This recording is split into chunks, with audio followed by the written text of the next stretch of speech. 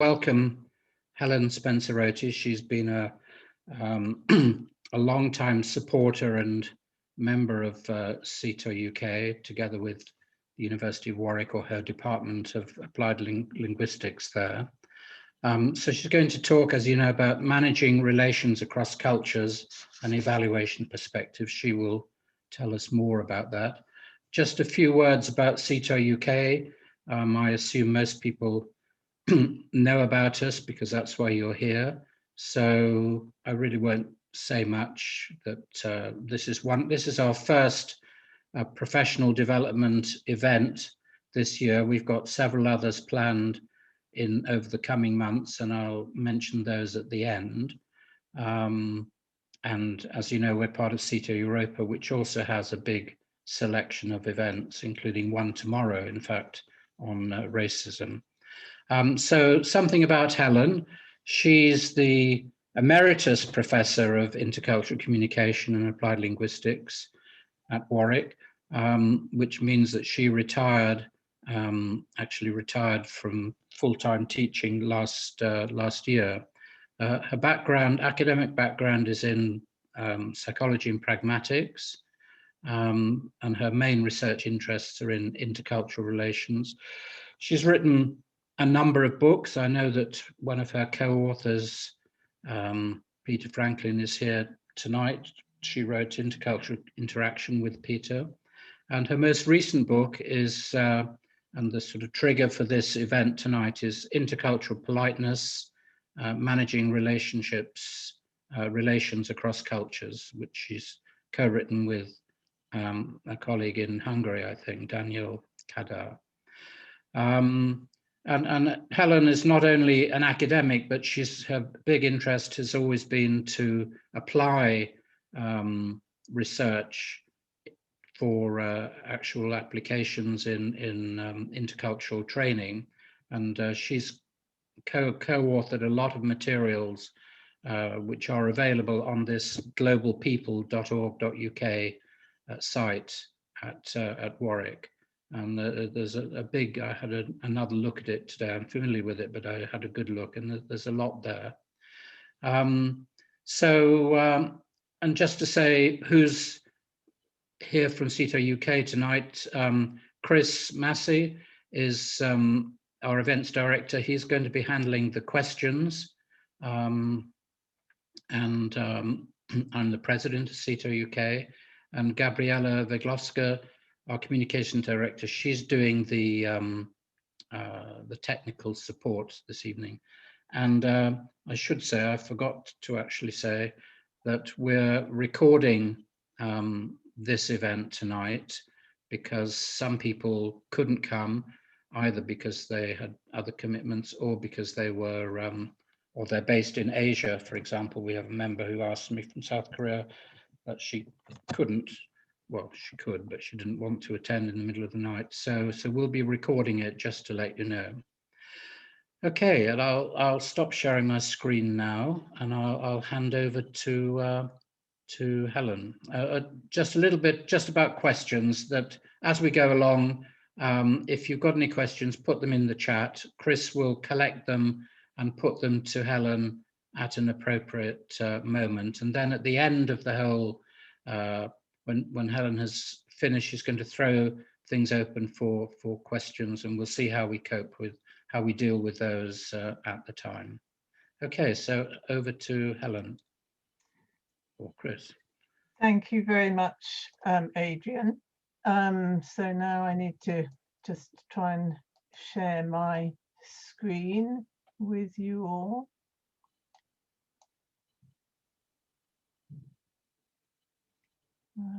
Slideshow, it should be coming up. Yes, okay. So thank you very much for all of you who have joined this evening. It's a pleasure to be linked again with SIETAR UK. Thank you, Adrian, for your introduction. So today, as we've indicated, I want to talk about relations. We all need each other. We need that sense of belonging to a group, like you all belonging to SIETAR UK. lots of benefits for collaborating, and yet at the same time we have challenges with relating to each other, competing. We've got this awful situation of vaccine nationalism now, and so on. So relations are not easy necessarily. So today my aim is to explore some of the thinking that I've been doing around how we actually evaluate or make judgments of others, the factors that influence it, and the criteria that we use actually to make judgments. Sometimes we're not even aware that we're doing that. And then in relation to that thinking, how does culture affect that whole evaluation process? So in terms of the sequence, I'm going to start hopefully with the technology, working with Chris, sharing a video clip. Then I'll do some analysis of it, look at the impact of culture on that evaluation, and then we'll move, as Adrian said, to the question and answer and discussion. So the video clip is, I took it off YouTube. It's of an incident on the London Underground that somebody who was there just recorded on their phone. It's got subtitles though, so hopefully you'll be able to hear and follow all that happened. It's about 3 minutes long. So Chris, if you could share now the video, please. Okay, and just let me know if you can hear the sound once it starts going. You're in Britain. You are in Britain. You listen to the rules. You abide by the rules, or you get out. Yeah, it's as simple as that. We can get out now both, and you can speak to me not in front of the people. It's You want to get out? It's literally. You want to get out? Then, if not, then shut your mouth. It's literally, you can't do that here. I will spit this thing on his face, man. Now, shut up. This is Maryland. I know you don't understand, but like, I'll explain to you so you can understand. You see those rules up there? Which rules? These ones up here. Which rules? Where is The ones that say don't drink alcohol. Where do you see don't drink alcohol? How you know is this alcohol? It's literally. Go through the train and tell all to everyone, every human being, don't drink alcohol. Go.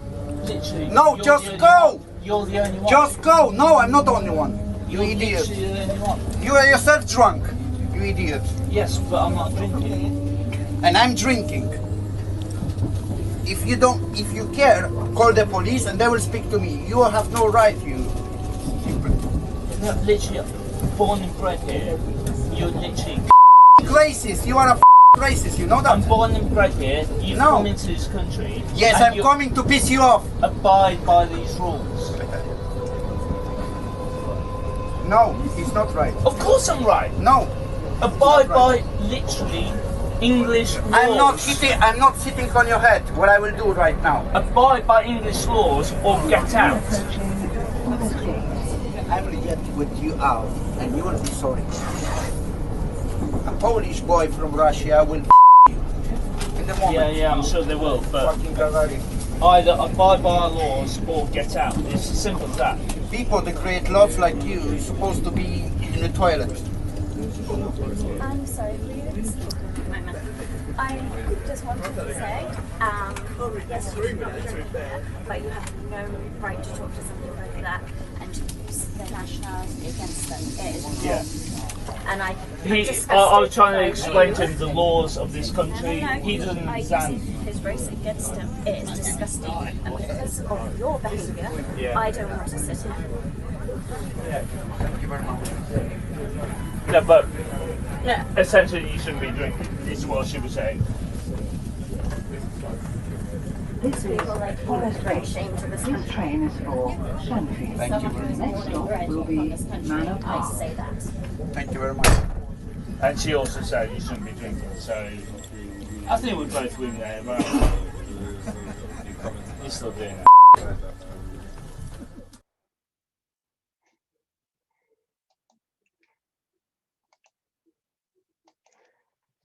Right, so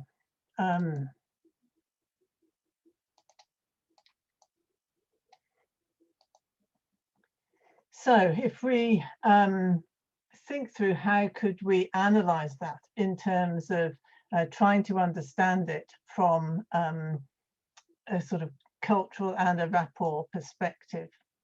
I think the first thing to say really is that we see two types of judgments here. We see judgment of behavior. The Polish man should not be drinking on the train. And the British woman saying to the British man, using race against him is disgusting. So when we see certain things, we do make judgment of behavior. But very often we also make a judgment of the individual, such that the two elements are intertwined and it's almost difficult to separate them. So here we see you had Polish man saying to the British man, you idiot, you F racist. British woman, people like you bring shame to this country. So as I say, and one of the problems often with the evaluation is that we just merge that behavior in the individual. So in other words, when we don't like what somebody has done, we tend to make the judgment of the individual, which may not be fair, especially if there are cultural differences. So I want to unpack that in a little bit more detail and see how that process unfolds. The first thing to bear in mind is that behavior always takes place in a context.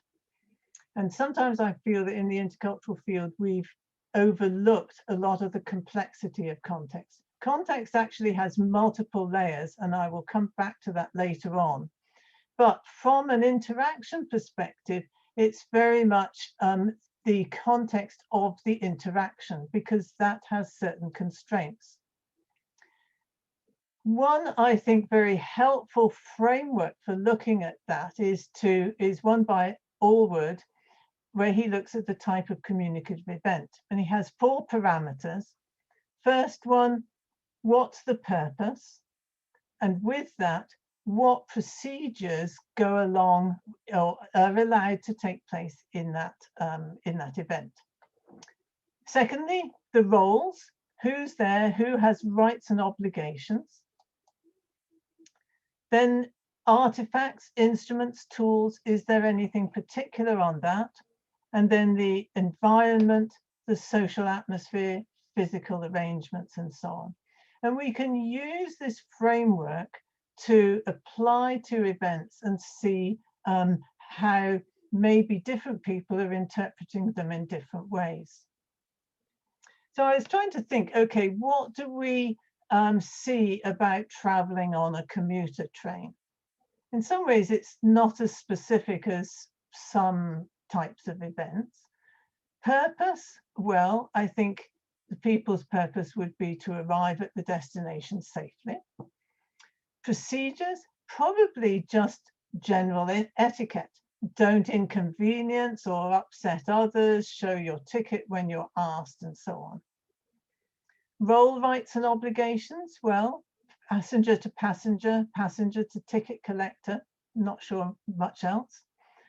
Artifacts, possibly the passenger belongings, and so on. The environment, physical. Now, we noticed in that video there was a lot of overcrowding, as you would expect perhaps on a commuter train. The social thing, is it calm and quiet? Is it noisy? And so on.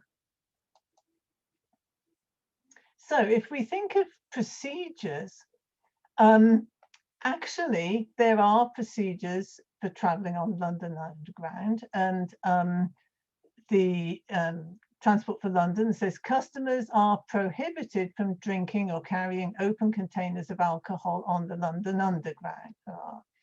These rules play an important part in ensuring that everybody traveling on our transport network has a safe and pleasant journey.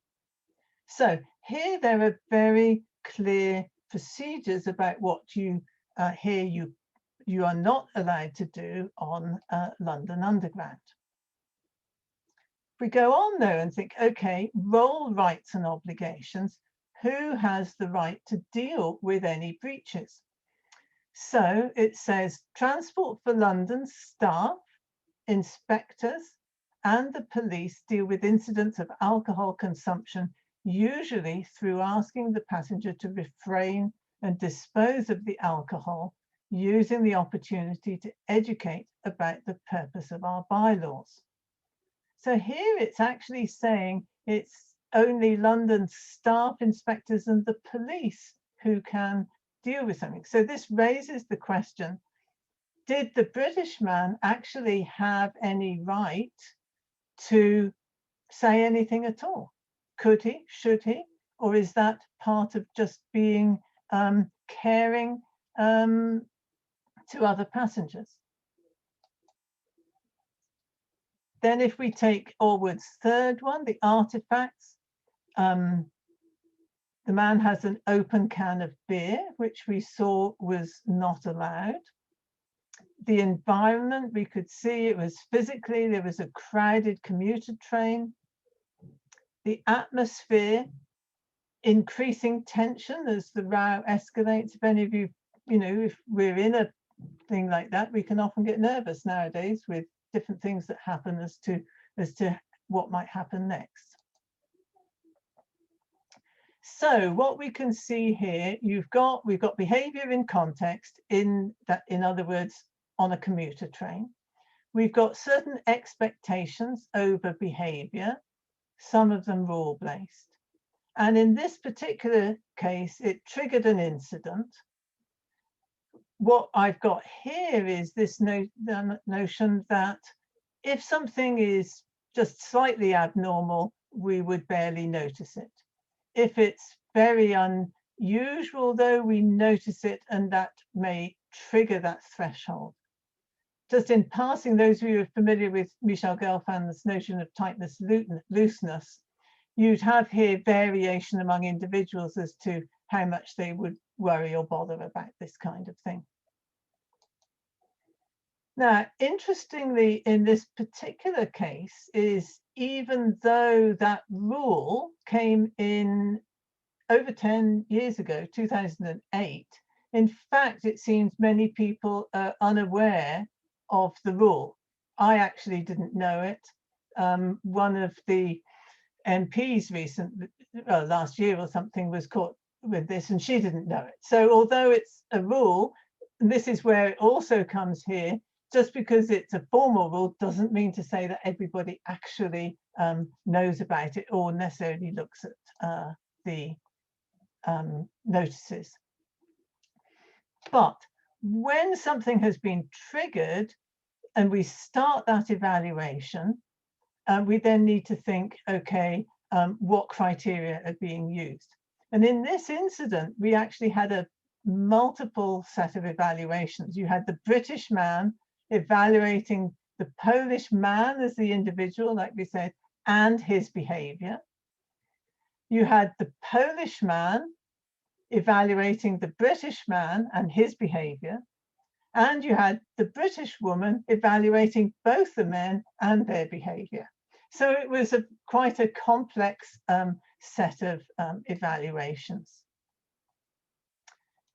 So those of you who may be familiar with my rapport management model, basically here I've called it the evaluation warrant because we all draw on certain criteria to make our judgments. And the rapport model has said basically there are three things: the goals, rights and obligations, and face sensitivities. And if any of those are disturbed, the rapport between us will be affected. And in this case, you had, in terms of goals, probably the British man wanted the Polish man to stop drinking. I'm going to try and move the things. That's like the British man wanted the Polish man to stop drinking. The Polish man wanted the British man to stop challenging And in a way, the woman wanted both men to act respectfully towards each other. So various goals there. Then we might want to think, what about rights and obligations? And you may remember from the interaction, there was actually a huge focus on this. So I pulled out some of the language. British man, you see those rules up there? And he points at the rules on the carriage wall. Polish man, which rules? Those rules. Which rules? It's the ones that say don't drink alcohol. How do you know it's this alcohol? Polish man says. So a lot of focus on rules and procedures. But there's the British man's challenge is also face threatening. He says, you abide by the rules or you get out. It's as simple as that. And look what the Polish man says. We can get out now, both of us, and you can speak to me not in front of these people. That suggests that, you know, to have a row in front of other people and to be criticized in front of all the people on the train is actually face threatening to the Polish man. And so that's where they get even louder arguing about that. Then if we take the British woman, you should not be drinking here, also appealing to the rules. But she also says, here, you have no right to talk to someone like that and use their nationality against them. It's wrong. So here we have gone a step deeper, you could say. So she does refer to the breach of the rule, but she also refers to a moral breach. And that is something that I've realized I haven't got another slide on that, but sometimes, you know, we just go a level deeper.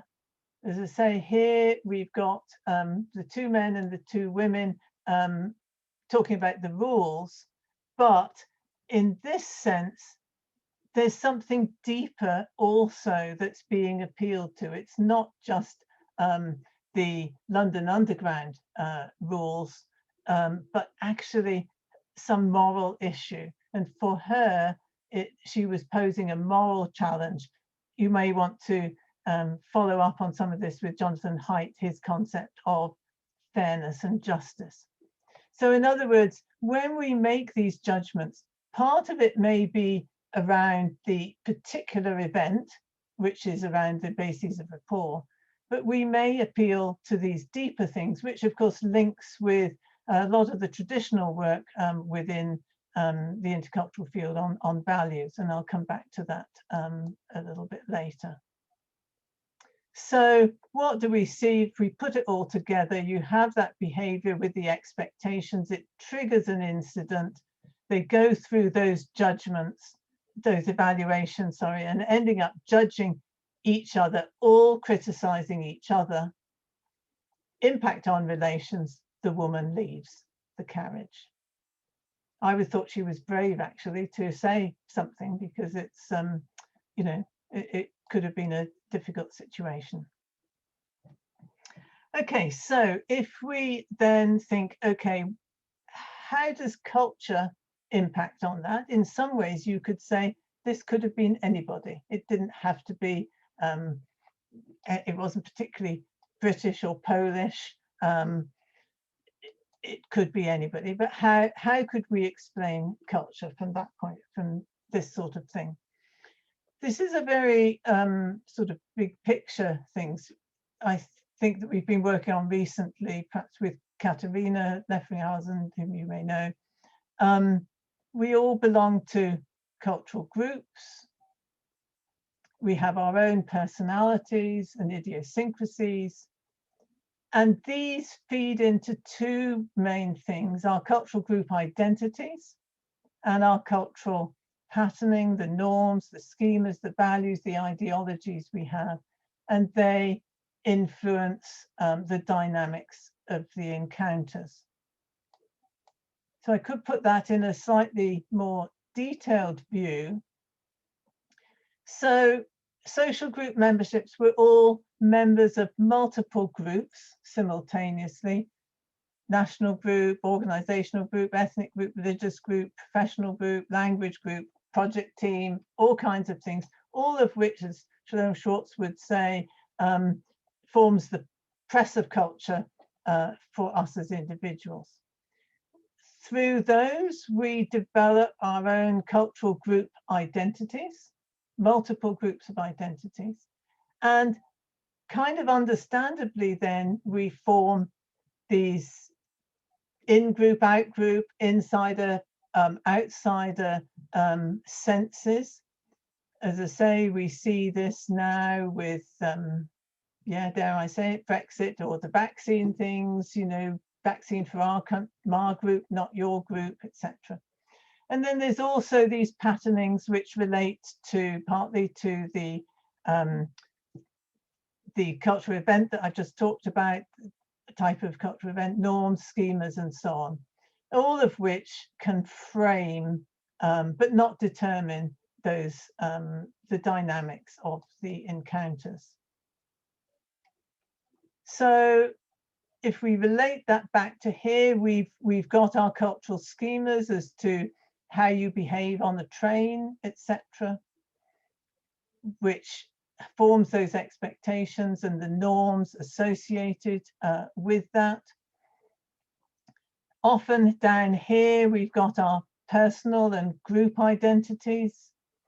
As I mentioned, you've got the cultural perspectives, the values. All of this is feeding in. In other words, if we have a different schema of how to behave on the train, that will give rise to different expectations. And if we have different expectations, we'll make different judgments here. Down in the evaluation warrant, again, we may have different ideologies, we may have different senses of rights and obligations, and so on. Just want to say, return though to the notion of context. And in linguistics, we very much focus on the micro level, and that's really what I've talked about today, the interactional context. But I think what we can also see is this multi-layered sense of context, because that interaction took place on a particular train, but that train was part of Transport for London, and those rules and regulations belong to the network, and that is what Bronfenbrenner and then King-Toomey and Ertzel would call the meso level. And then you can go a step deeper and say, you know, this actually took place this thing was recorded in 2019. If you think of the whole context of the Brexit discussion, which was very much on, you know, problems with attitudes towards people, immigrants and so on, and that get out phrasing that was used probably would not be immune from that whole Brexit discussion in the media. But also, more generally, the norms for behaviour on public transport. Those go beyond Transport for London and London Underground. We have those, we build up those general sense with our larger social group. And then, of course, the macro level, which is again larger group, values and beliefs, socio-moral position, for example, on migration, which is it's a much broader level. And it seems to me that we need to be able to unpack culture at these multiple levels. Do have a look at the King-Toomey and Ertzel article. I can give you the references at the end, where they do that. My sense is what's very often happened in linguistics, we tend to focus on the micro and you miss the bigger picture. Sometimes at the intercultural level, we tend to focus on the bigger picture and lose the micro, whereas actually, I think we need all of those. So what I would say is culture seems to have a multifaceted impact. It affects how the triggers, and you know, I mentioned the that normalcy thing there, threshold. It may trigger that if with different interpretations of the context. That interpretation of the context can be different and hence give rise to the triggers. There may be in-group, out-group attitudes. I would say, although I think the British man was probably a bit drunk, he was also probably probably prejudiced also. And then you've got culture and the evaluation warrant, both in terms of the rapport management things, the goals, the rights and obligations, the place sensitivities, and then the deeper things, the moral principles that people operate according. Just as an aside, if we think of certainly in Britain, attitudes towards wearing masks, for instance, this was not a national division, but you had some saying, you know, you should wear a mask to show care for others. So others were saying, why should I wear a mask? That's an infringement of my rights. So different people appealing to different fundamental values or morals to justify their positions. Okay, so that's all I want to say on this. If you want to know more, do take a look at the book. We've got lots and lots of examples of critical incidents, all of them authentic, which you may be interested to see or follow up on.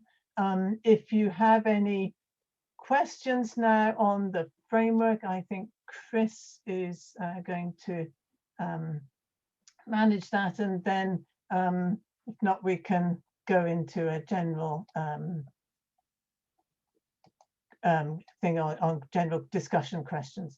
I will leave, I just run to it, the references there, but I'm going to stop share now.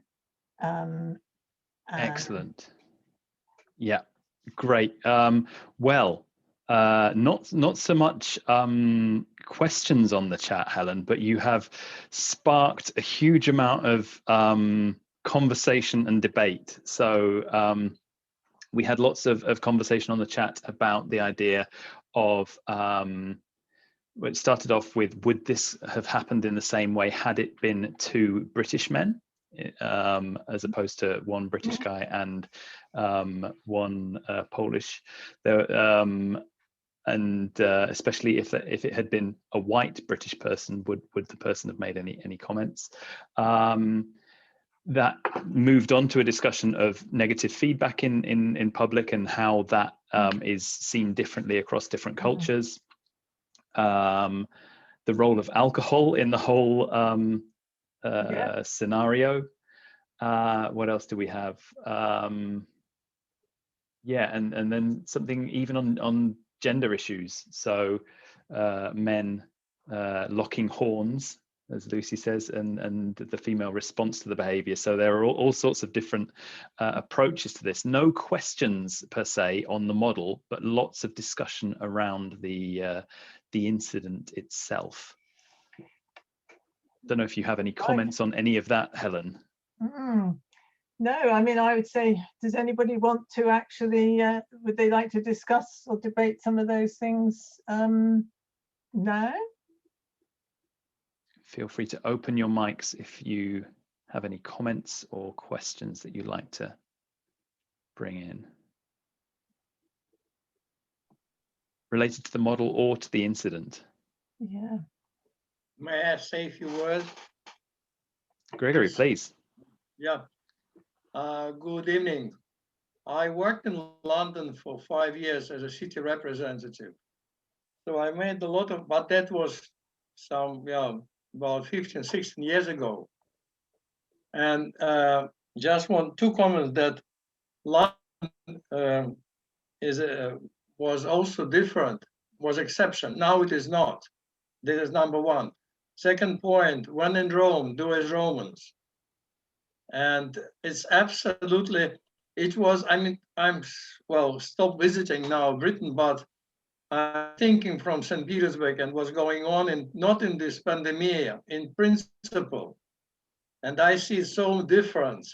I would say 15 years ago, London's definitely different. No, it is not now, fortunately or unfortunately. And this argument, nothing to do with Polish or racism. It's just different views of the rules.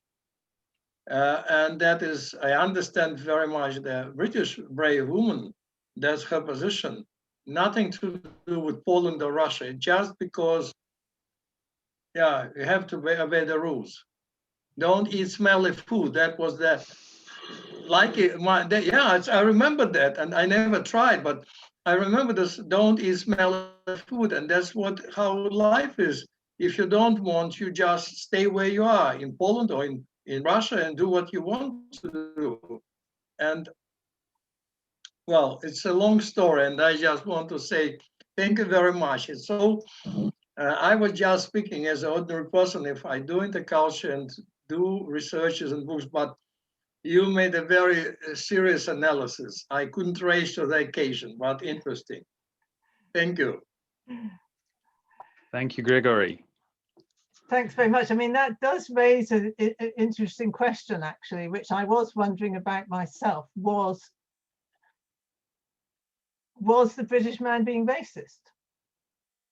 Was it racist? Yeah, and Grigory's saying not. Then what is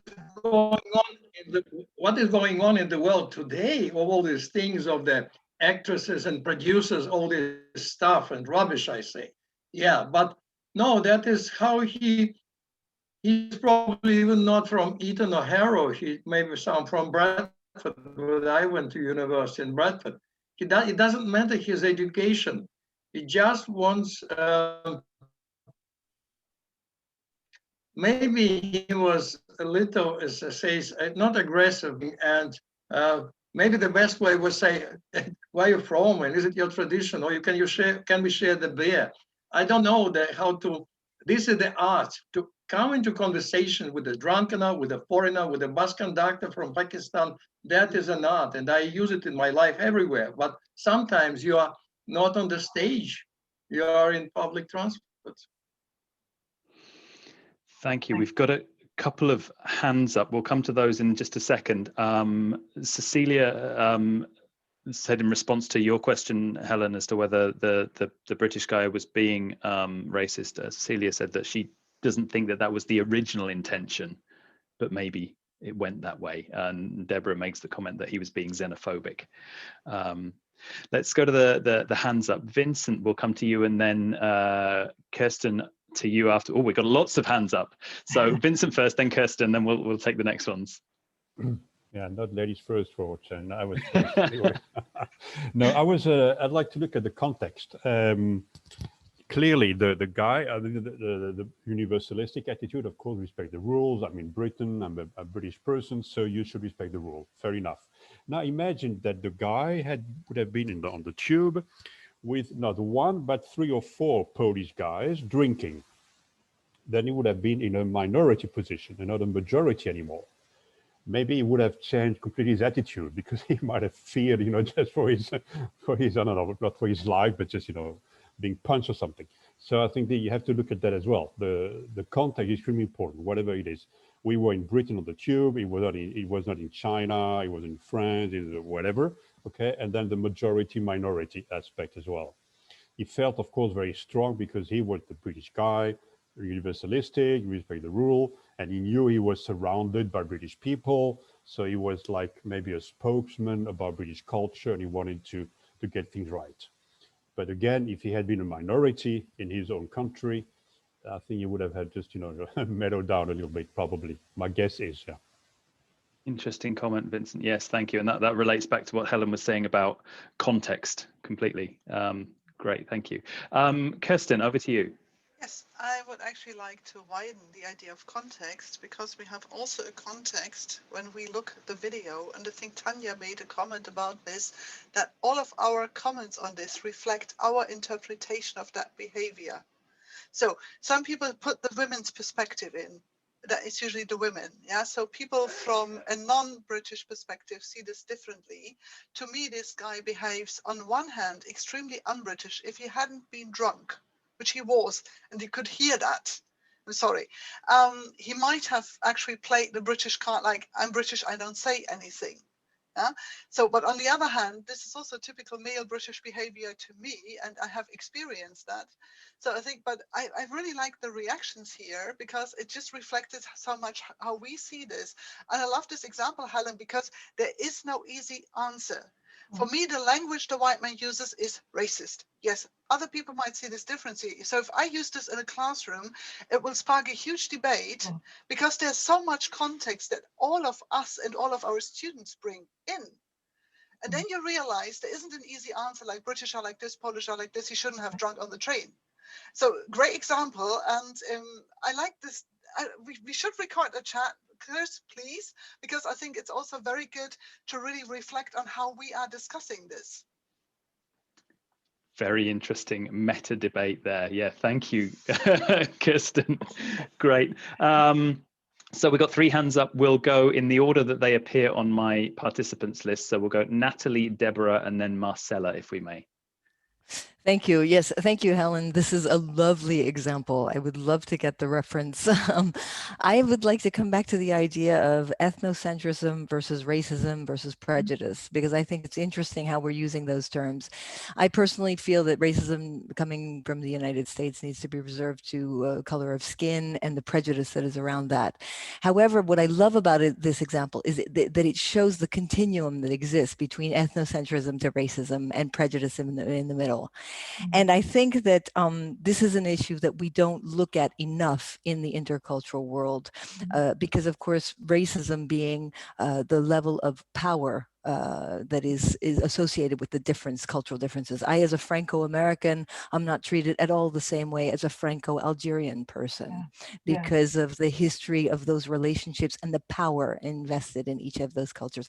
So I really love this example, and we could go on and on, but I just wanted to bring that up just as a little thing that I think would be really interesting to dive into more. Thank you.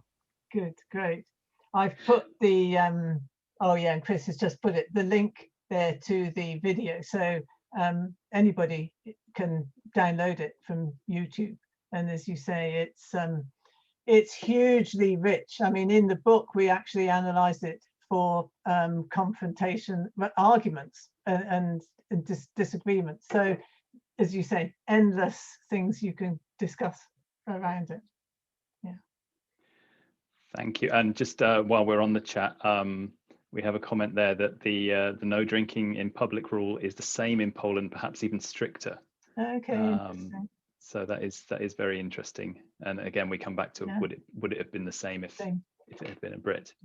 Yeah. So where are we? Deborah, then Marcella, then Joe, if we may. Hi there. Again, very interesting example. I think there's a lot there. I'm not going to repeat everything that has been said. The only thing I just wanted to add is that some time ago, I was in a meeting where bigotry was being discussed, and the person who put that forward was a white Jewish person and it was about the Jewish issues with the Labour Party at the time, and then he kept referring to what was happening as racism. But one of the Black participants who was in the meeting actually said to him, look, historically, racism has been used against the Black community and people of color. So maybe what's happening is religious bigotry. And I think we've got quite a similar overlap with xenophobia as well. So I think, I mean, I'm not here to say what's right or wrong because I don't know myself. I'm just saying that it's interesting to hear that a lot of people see that as racism as opposed to xenophobia, you know, and what, because there are so many issues there. And I think perhaps for future webinars, it would be nice to kind of dig up into these concepts a little bit more so we can refer to them without offending anyone, or, you know, or without misplacing our language, you know. So that was the only thing I just wanted to add. But Helen, really, really good example. You know, there's so much there and so much for us to think about. So thank you for bringing that to the table. Yeah, thanks very much. I mean, those are really good points. And I think, you know, I was just sort of really trying to put it at the kind of more umbrella level of in-group, out-group. But as you say, there's a lot of, and as I said earlier, that merging of racism, xenophobia, etc. They overlap quite a lot, you know, but it would be, I think at some point it would be interesting to try and understand the interconnections. Exactly. No, it would be really interesting. Yeah. Well, we are looking for more speakers for future SIETAR events. So if there's anyone out there that wants to run a session on this, then feel free. And can I just add one point that I yes. thought was very interesting? And also, Helen, I think what's interesting is to understand what triggers that behavior. Yes. Because I think for us as interculturalists, when we are training people and we have to say, look, this is acceptable in the UK. I mean, I'm UK based, you know, but what is acceptable in your your native country where you're coming from into the UK, or where we train people, I think it's quite helpful if we know these kind of triggers to alert people as well before, you know, they actually display certain types of behaviors, and understand that that's not acceptable. So sorry to cut you off, Chris. I promise I've just finished my intervention. Thank you so much. I'm loving all the contributions here. And it's I'm great. going to cut you a minute, Chris. So I'm also looking at Vincent sort of saying personality, and absolutely. And I think to me, the notion of trigger is really important, because even though people may be prejudiced, it's often some sort of behavioral trigger that triggers the way it comes out. And that they actually say something or don't say something. And that's why I feel that just looking at sort of bias and discrimination in the abstract almost is insufficient, because we do need to link it with behavior in context. And as Vincent says, and hopefully showed in the diagram, personality influences it as well. You know, some people shy are not going to say anything wherever, but somebody who's more kind of dominant may well do. Okay, I'll shut up now, and then you can carry on with Okay, so we have 4 hands lined up. Let's see if we can get through these before 7 o'clock. So the order we're going in, again, as we're going in the order that the hands went up. We've got Marcella, Joe, Bill, and then Donna Marie. Oh, hi. All right. Yeah, I'm not sure which story I would want to start with, but in terms of models, intercultural models, I would say right away it kind of reminded me of the universal concept by Trompenars. I don't know if everyone is familiar with this, of universalism. Yeah, and so you do have a contrast there between UK and some Eastern European countries in terms of, you know, you may have the rule, but whether everyone believes that everyone should follow it or not is a different matter. But anyway, I will just say that I'm not even sure, as I said, which story, because I've seen some horrible stuff on public transport involving alcohol, have been a victim of it myself, have seen other people do it. I know alcohol is a big trigger for that sort of thing. That did happen to my daughter, actually, who lives in the UK, and she was commuting to London, and 2 British people, white British people, I should say, who were very drunk, attacked her, started attacking her. She's also my daughter's mixed race as well as being American. So they heard her talking, and they just started attacking her for no reason. Just started, and she responded. She got angry, and who she's no shrinking violet at all. And she got angry, and she said she was talking on the phone with somebody. And she said, "This woman is being a real bitch to me." And then they went wild with anger. So in a sense, it was like, how dare she, assert herself? It's our country, and they even said it's our country. We make the rules, and you don't have a right to say things like that to us, even though they had instigated the situation and being drunk. So I found it very interesting, all these kind of what I say, I don't know if it's unconscious bias, but it's a sense of privilege that people have, that once they feel like they're being threatened, or they're being somebody's threat is sort of going against what they're saying, they get even more angry. And that's all I have to say, really, because I said I have a ton of incidents even about communication styles in Eastern Europe too, because I used to work with a lot of Russian immigrants in the US, and something about the argumentative concept. I've seen this many, many times, that the challenging and the argument and the saving face that way and so on. I've seen that many times as a communications pattern. But anyway, that's all I have to say. Thanks. Thank you, Marcella. Joe, over to you. Yeah, I guess my point is a little bit kind of different. I feel like I don't know, Helen, you've like literally knocked me off my chair. I feel like my pulse is racing really fast, and it's a very emotional example, isn't it? And one of the things I'm really interested in at the moment is how we do acknowledge in our field nationalism, racism, all those power dynamics that for I think a lot of the decades of our field have kind of been buried. Yeah. And yet when I had that example straight away at the beginning, I wonder about, because I guess a lot of us here are traders, just how we use material like that carefully, obviously, because it's there's so much. Look at the chat, the debate from that has been so incredible. But yeah, I actually feel quite traumatized. I don't know if anyone else in the group does. Not because I've never seen anything like that, and I think it's because I've seen things like that. But equally, I'm sitting here thinking I've not been a sort of victim of that aggressive nationalism, which is how I perceive the behaviour of that British person, the British man. And I just wonder how other people feel in the room. Is everyone okay?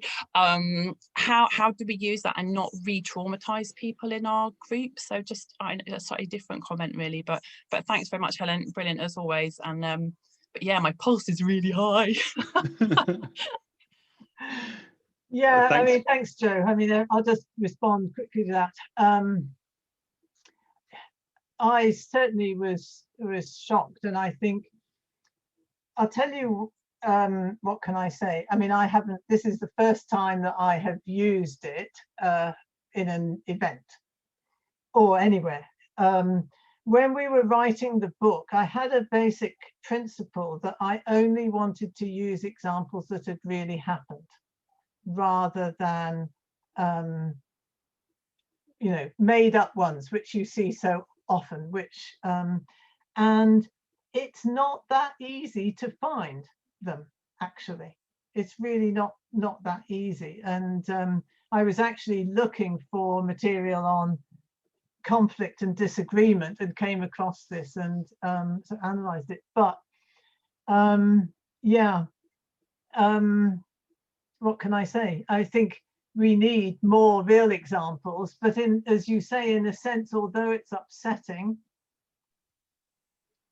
it's also life, isn't it? I think it is. I guess what was going through my mind was, as a white British woman who, at the moment is definitely staying within her islands and not going anywhere.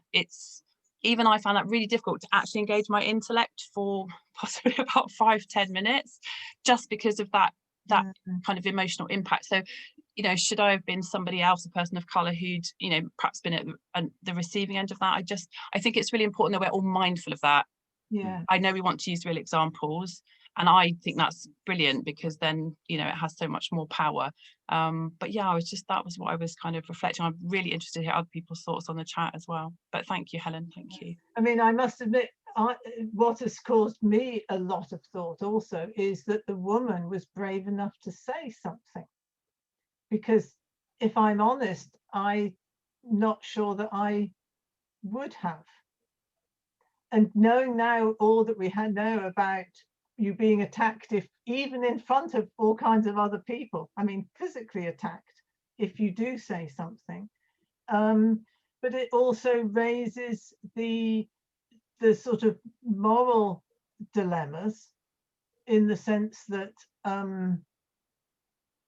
you know, like myself, white, not, at least in this country, not likely to be subject to that kind of abuse.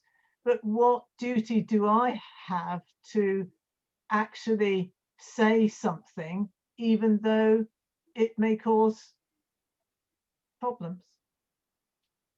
Yeah, I agree. She was very brave to do that. Thank you. I'm conscious of time. Donna Marie, Bill has put his hand down, so you are next and last in the queue, I believe. We have 3 minutes before we need to wrap things up, so over to you.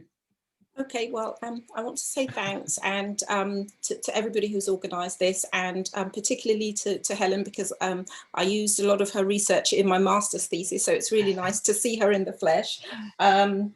What I kind of got out of that video clip was there was a lot of entitlement on the English man's side. And when I thought about context, I really thought about time of the day, how he was dressed. He was clearly coming from some kind of business environment. And it struck me that this probably happened on a Friday evening where he had had a couple of pints after work. He probably didn't have a very good day. And I think at the back of his mind anyway, he's definitely a Brexiteer and has some unresolved issues that he hasn't been able to talk through with anyone. And then, of course, the Polish person or gentleman was pretty much out of it. But what it drew me back to is that I lived in Japan with my family for 3 years. And in Japan, you don't talk on the train, you don't eat on the train, you don't drink on the train. And of course, we were on the train and we didn't know all of these rules. And then a Japanese lady came over and she said, and she showed us the sign, no eating, no drinking, no talking. And we were like, oh, we didn't realize. And, you know, we were quiet after that. So I think it's all about also attitude, how you talk to people who are different to you and talk to people who don't understand the rules. And I think the problem is that because he was inebriated, he started off in a slightly aggressive manner and then everything just escalated. And I think also when the Polish man challenged him to stand up, we're going to take it outside, he lost face as well. And so that escalation was just growing. Yeah. So that was my interpretation of the situation. Thank you, Donna Marie. I said that was going to be the last comment, but Bill raised his hand because it seemed he lowered it unintentionally. Bill, can you give us a very quick one? Well, no, I thought time was running out anyway. But very, very quickly, it's been very complex. What we've seen is massive levels of complexity the more we talk about it. Those of us that come from a training background that spend time that maybe conflict handling or negotiation skills or things like that, how would we, what would we get out of that if participants were saying, well, come on, what's the message, what's the advice? And I think there's a quite a simple one, which has always worked for me, which is HOISOP. HOISOP, hard on the issue, soft on the person. And I think that gets us a long way when it comes to an issue like that. That's all I have to say. And perfectly timed, Bill. Thank you very much. Wow, some of the best conversation we've had in a SIETAR UK, well, conversation that I've ever been in. So thanks for that, Helen. Helen, Adrian, I'm going to go into the background now and hand over to you two to wrap us up. Okay, well, thanks very much. I mean, it would be great. Are you able to keep the chat comments? It would be really, I haven't had chance to go through them. It would be really interesting to happy to share those with you. You know, it's you know, thanks very much. Really been great to hear all your comments, and we realize how yet again how complex life is. Well, thank you very much, Helen. If we were free to do it, we could all go down the pub and continue to discuss this, and then probably have arguments on the train going home with various people, but we are protected from that. So that was very, very stimulating and very clear that there is no clear answer or interpretation, multifaceted. So thank you again. And just to look ahead, thank you to everyone for coming to this first event for this 2021. We've got another event actually coming up in exactly a month, 2nd of March, which will involve interpreting video for intercultural training. This time video is actually made specially, recorded specially for the purpose, and that'll be with John Twitchen. Then in April, we've got our AGM. It'll be the second time we'll have done it online. And in May, we have a mini conference in the planning in conjunction with London South Bank University on the theme of how culture impacts remote working. And so a lot to look forward to, and a lot, I hope everything will be as stimulating as we've had tonight. So thank you, everyone, and thank you particularly to Helen. Thank you, everyone. Have a good night. Yeah. Bye.